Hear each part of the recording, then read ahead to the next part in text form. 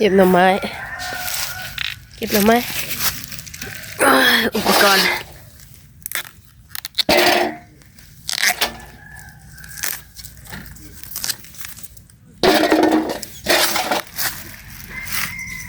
มันอันนั้นแหละ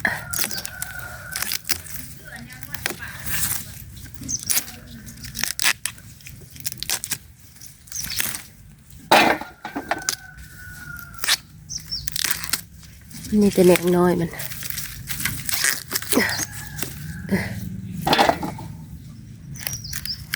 มันปอกว่า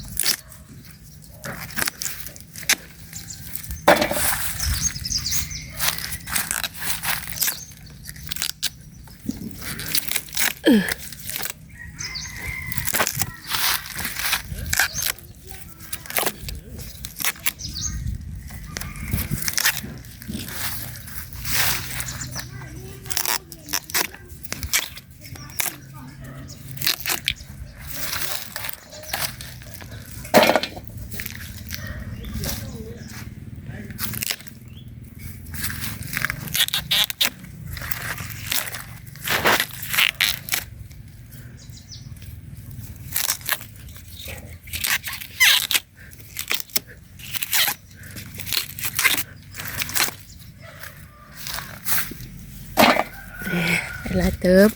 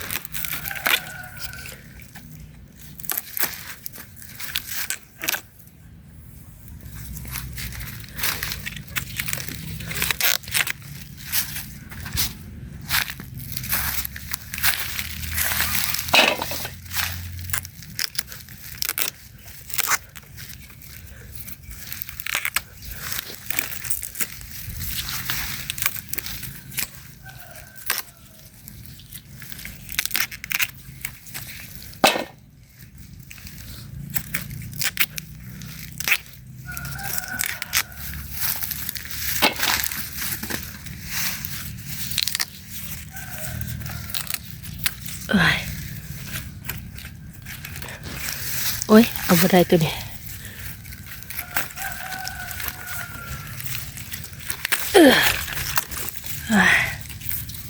หมด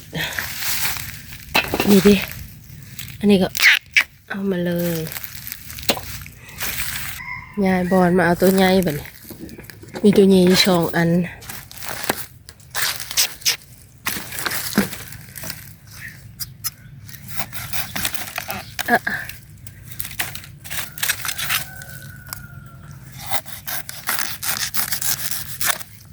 นี่